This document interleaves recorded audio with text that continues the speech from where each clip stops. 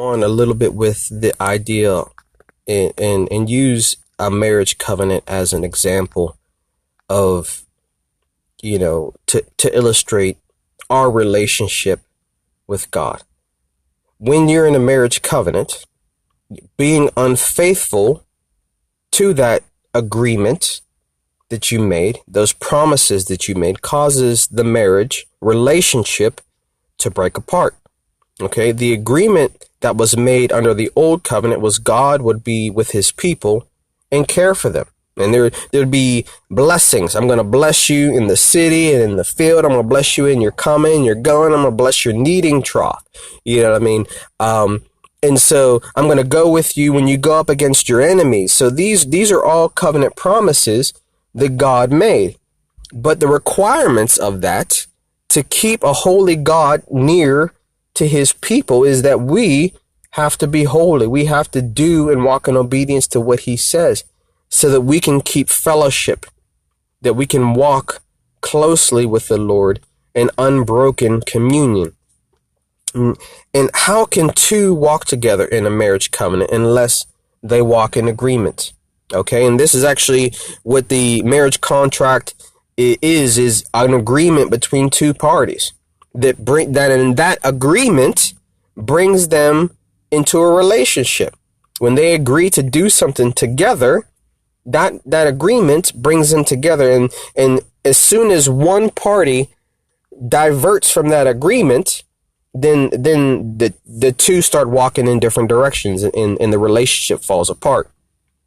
So when one person fails to be faithful to the marriage covenant, this results in separation. So I'll give you an example of the power of agreement. If I am married and have a wife and I say, hey, we're going to get in our car and we're going to take a trip.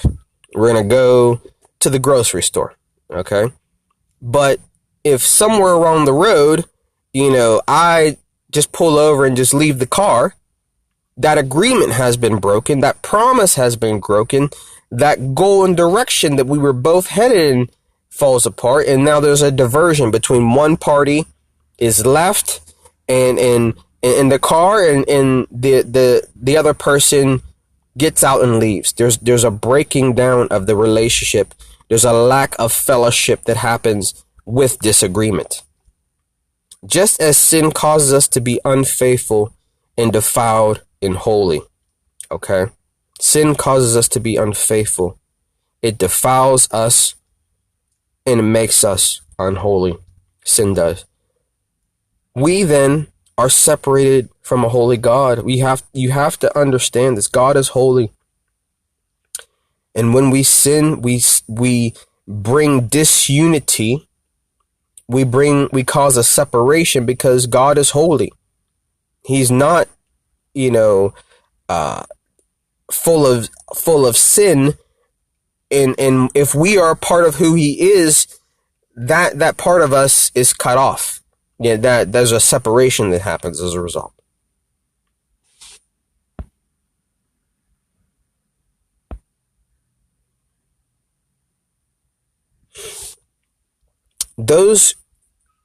So let me just start by reading Jeremiah 34 verse 18.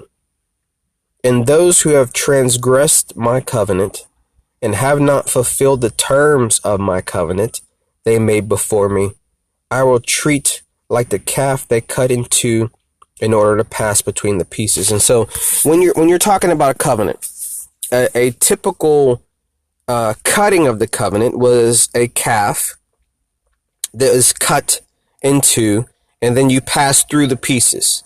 And you're basically acknowledging that, hey, if you fail to uphold the agreement, that the other person has the right to cut you into pieces. So it's meant to signify the severity of breaking the covenant. A covenant that is cut by a sacrifice of a calf and cutting into pieces, then both the parties walk through it and say, hey, I'm going to do this to you if you fail to uphold the terms of the covenant.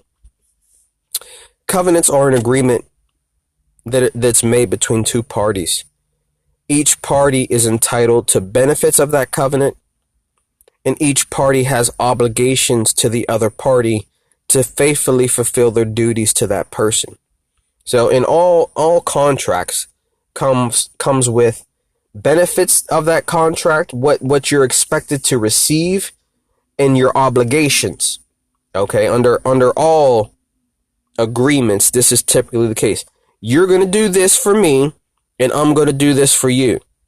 Type of, these are the requirements. These are the terms of that covenant. It's an agreement.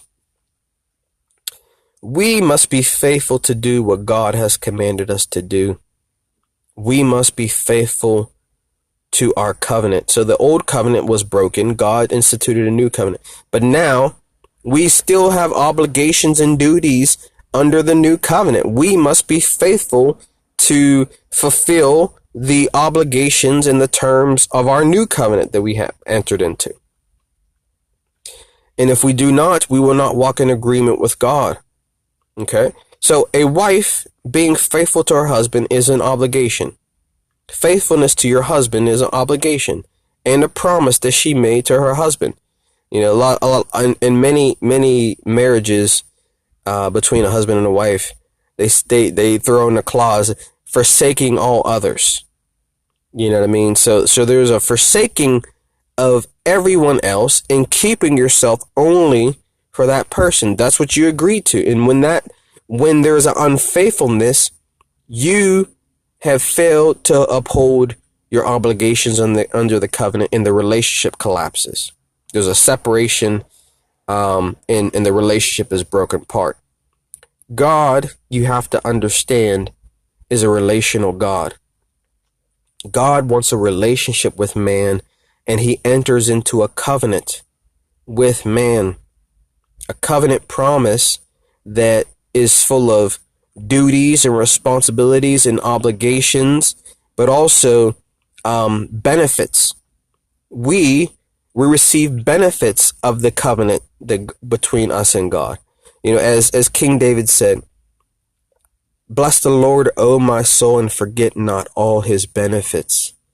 There are so many benefits that we have, and not only just the blessings and provision and God being with us and his presence and his peace and his hope and his joy,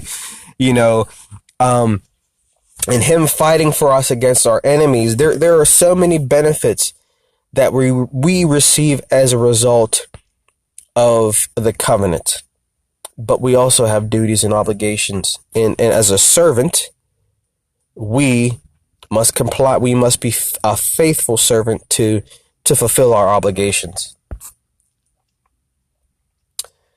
A marriage covenant is an institution that God has established for mankind. Okay?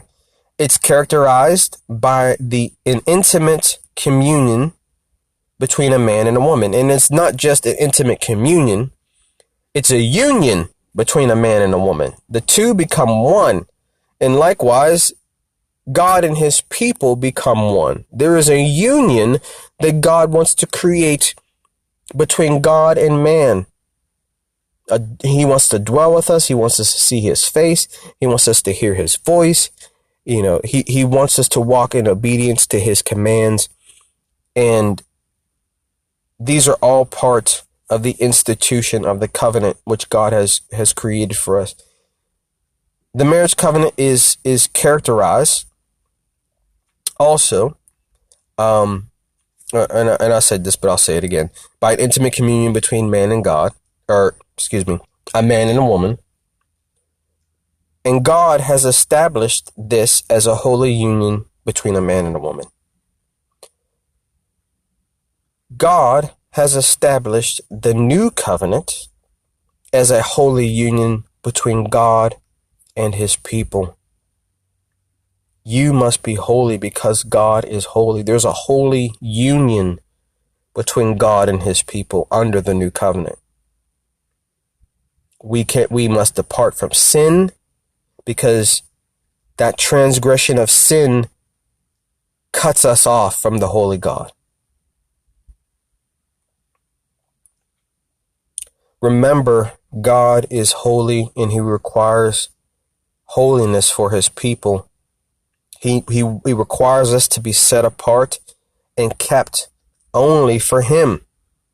This, the holy matrimony is a matrimony that is set apart, that we set as a man sets himself apart and says, hey, I'm going to keep myself only from you, my wife. And a woman says, I'm going to keep myself only for you, my husband. There is an exclusiveness of the marriage union. You know what I mean? And that's an important part. And these are similarities between the marriage covenant and the covenant that God wants to enter in with us.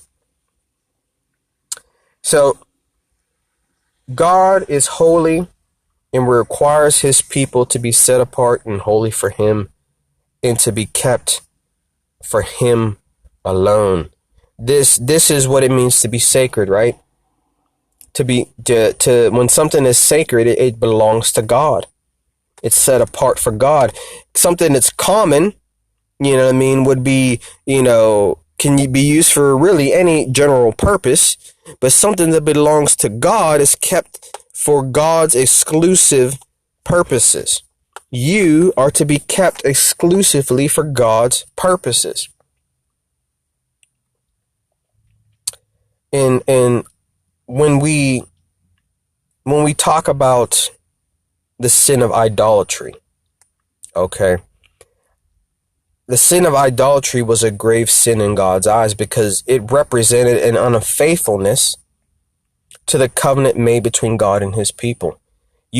I'm to be your God. That's what God said in the book of Deuteronomy. I'm going to be your God and you're going to be my people. And when the children of Israel went out and started serving other gods, that idolatry was an unfaithfulness. You prayed to another god, you offered sacrifices to another god, you sacrificed your children in the fire to these gods, things that I commanded you never to do. You know what I mean? So there is a breakdown in the covenant and an unfaithfulness to the covenant under idolatry. Man was unfaithful to the old covenant, and so God instituted a new covenant.